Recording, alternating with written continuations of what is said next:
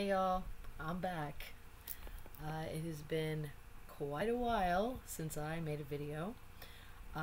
If you follow me on Facebook, I've been kind of like teasing you guys for a little bit, and I've been like, I'm gonna make a comeback, I'm gonna come back, I'm gonna do a thing, and it's like the weeks just keep going by. And so tonight I decided, you know what? I'm gonna just do the thing. I'm going to sit my ass down. I'm going to be cool for a minute, and I'm just gonna do the damn thing. So here I am, doing the damn thing. In the last couple of years, so much has happened, and so much has changed in my life. I didn't look before I did this. I don't remember like what year it was when I did my last video. I feel like it was 2017, but I don't know. But yeah, I own my house now, so that's kind of cool for a single lady. I am still an educator, still loving it so much. Cut my hair off, all of it. You know, funny story about that. I've wanted to do that for a while, and it wasn't until the beginning of July, this summer. This was a summer of much change for me. It really kind of just like finished off what all needed to change in my life. Like this evolution's been kind of building and building and building, and then all of a sudden it was like this firework. It just all kind of like came together. And so one of them had to do with my hair, and I know that sounds so weird and shallow, but stay with me here. I've had my hair long for a very long time, and you know, longish. I've had it, you know, I mean, I've cut it here and there, blah blah blah, but I've always had it like, you know, so much. And this last time, I mean, my hair got like inches from my bum, like it was really long, and I had a really rough 3 years from 2017 to 2020. Just sucked very much. Well, you know what? Let's go ahead and say into 2021, because 2020 and 2021 both have kind of sucked. But this year, it seems like this summer things have kind of started coming together and not sucking so much. And it's actually like I can see the light at the end of the tunnel. Woohoo! And I decided that it was time to make like an outward. I needed to release something. I needed to let go of my past. I needed to, so symbolically, I let go of my past. I hadn't really cut my hair, put a whole lot of effort into myself, period, for like the last 3 years, 3.5, 4 years or so.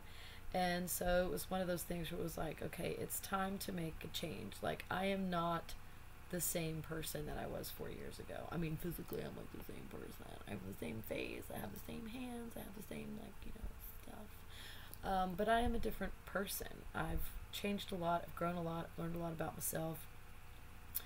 And so it was time to let it go. So I called up my buddy who does my hair, and I was like, hey girl, so I've been watching a lot of Pink videos. No, but I mean, yeah, kind of. But I was like, let's do it. Let's go. And so, I mean, like, it is short all around. I left it long on top so I can, like, do crazy stuff with it.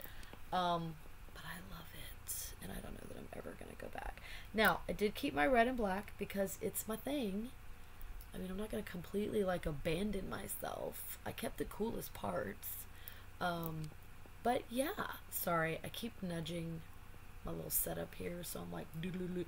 Sorry about that. If I'm making you sick, just close your eyes and listen. But anyway, so there's that. That's why I cut my hair. That's why I love my hair. That's why I'm probably not going to grow my hair back out for a very long time. You know, until I go through another crisis of some sort. So, what else? My practice, as far as spiritual stuff, has been adjusted. You know, I'm not a religious person, and I have explored different perspectives. I think I've mentioned before that I was kind of like leaning into Buddhism, which you can clearly see, kind of embrace that. I dig Buddhism for myself because it is a philosophy. It doesn't feel as oppressive. I don't feel like I'm being watched. I don't, as far as like being helped by outside forces, and this is just me, I'm not no judging, and not trying to be conceited, but I feel like I can depend on me. So I'm cool with it being like what I do influences things. And so I don't know, I don't feel comfortable with putting my fate or my requests or my whatever it is I need into something else. I'm like, no, I got it.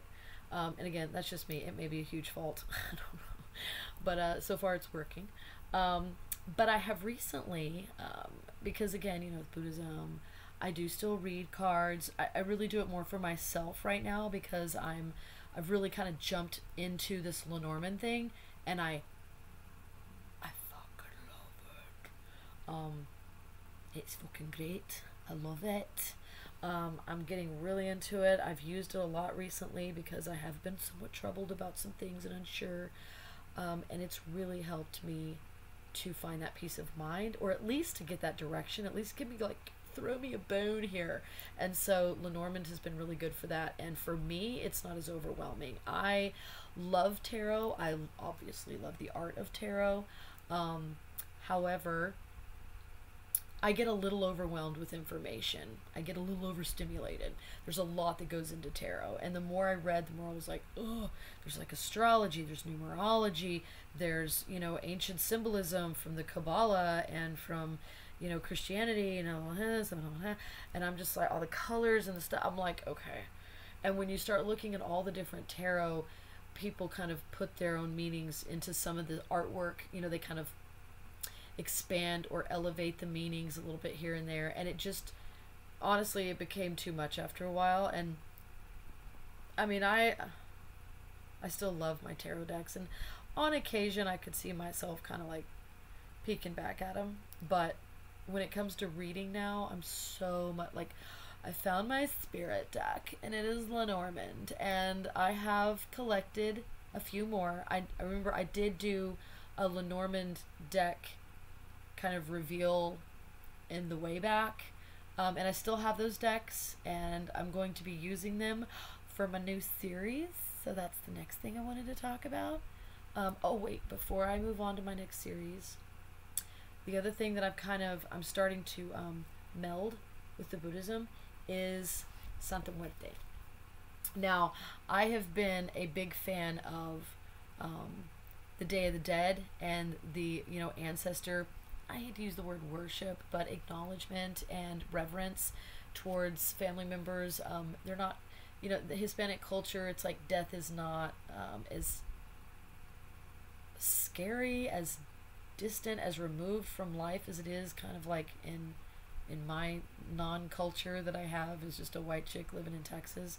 And so, because I'm in Texas, there's a lot of Hispanic culture here, and it's one of the things I actually do love about my state. I know it's in the South, but I dig it, because I love the Hispanic culture. I just kind of like borrow theirs because I'm like, it's so much cooler, and I don't really have much of one. I mean, I guess I have, you know, I do have cool culture. I mean, I'm descended from, like, you know, the Scottish and Irish and English and, you know, all of those, and the, you know, the pagan ancestry, but I just don't connect with it like I do Hispanic culture. And so I have started reading this book and kind of doing a little bit of studying. I really like the perspective of La Muerta, La Santa Muerta. I'm gonna learn how to say it eventually.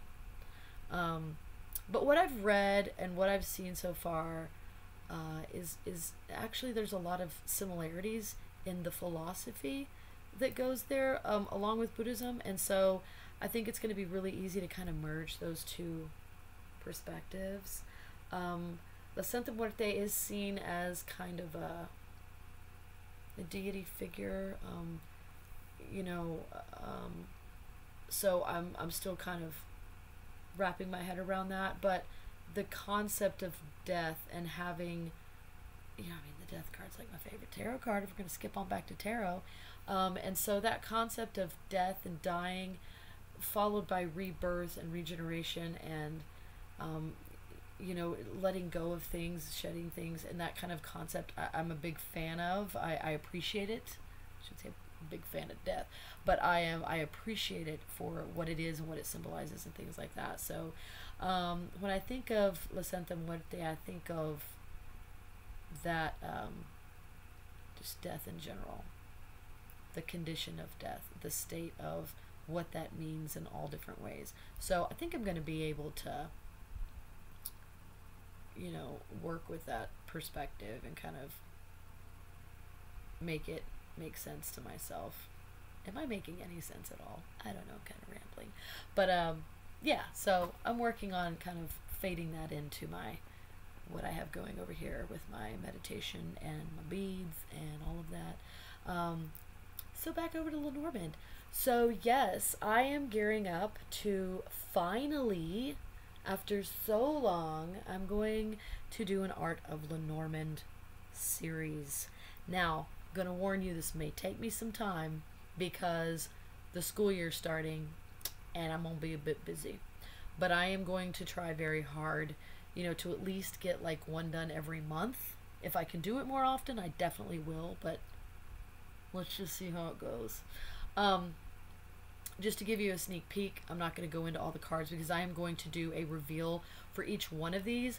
I feel like the other one I did, I showed you like 5 or 6 decks all in one video, and I was like, here's this one and it's really cool, and then here's this one and it's really cool. Oh, and look at this card. Okay, now, and then it just, I feel like I sold them short. Like, I don't know if I'm going to go back and do videos on all of those decks.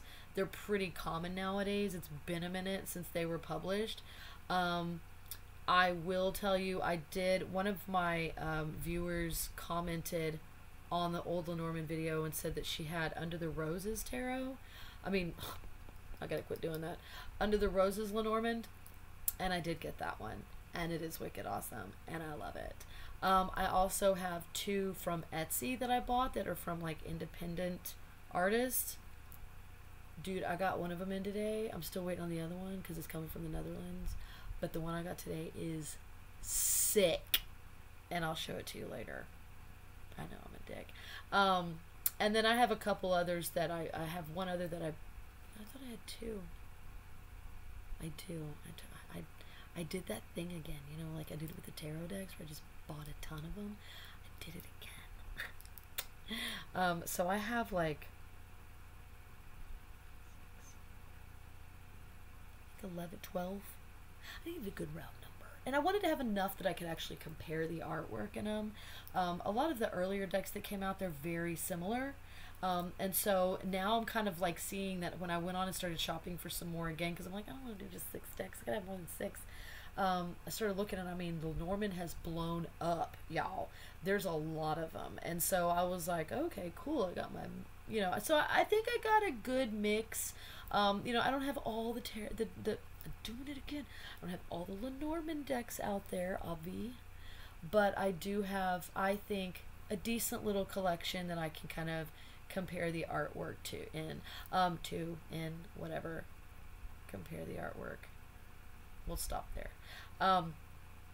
So you know, and looking at the guidebooks, it's pretty consistent from what I've seen as far as like what the card meanings are. You know, the artwork, of course, is very diverse, and I love it. But like I said, in those early decks, it wasn't as diverse, and I'll show you that as we're going through it. I may even look up the publishing dates of those earlier decks just to show you what I'm talking about. It's like, you know, the Lenormand decks came out, and then people started getting a little braver, and then the artists kind of started being like, you know, and so, like with Ciro Marchetti, I showed you the Gilded Lenormand. Well, I have another one. And so, you know, as time has gone on, more and more people have kind of crawled out of the woodwork and been creating these really sick, awesome Lenormand decks. And so I'm looking forward to doing this Art of Lenormand series, and I think you guys are going to really like it, and I'm really glad to be back to YouTube because I missed everybody really bad. Is there anything else I wanted to share? I don't think so. Have I read any books you want to know about? I've rediscovered Neil Gaiman recently. Oh my god. Okay, I have to share this and then I'm gonna go because I know you're tired of watching me. But I have rediscovered Neil Gaiman. It's young adult fiction, arguably The Graveyard Book is The Graveyard Book by Neil Gaiman. Super awesome book. I loved it. It is a young adult fiction, but let me tell you something. It speaks to everybody. Okay. Loved that one. Even got a little like emotional at the end. It was a little something. And then the other one is The Ocean at the End of the Lane. If you've never read that book, you need to read it before your time is up. Like, it needs to happen. You need to put it on your list. You need to make it a priority. It's like this thin. It's not a thick book. It doesn't take long to read. But it's one of those things where it's like, there are so many parts in that book where there are quotes where I'm like, yes, nailed it, Neil, good job. So I highly recommend that book. I read that this summer. I read parts of it again since. No, I got it last summer and read it. And I have been sharing it with everyone I know since then. In fact, I'd show you what it looks like right now, except I loaned it out to my bestie, so she's reading it right now. I gave her homework. But it's such a good book. So Neil Gaiman, new fave as far as authors go, and highly recommend The Graveyard Book. It's really good to read to your kids. It's just a fun book to read. It's just a good story. And The Ocean at the End of the Lane, you must read it. You must read it. I'm telling you, you will not be disappointed. You're not going to be like, Gypsy, what the hell?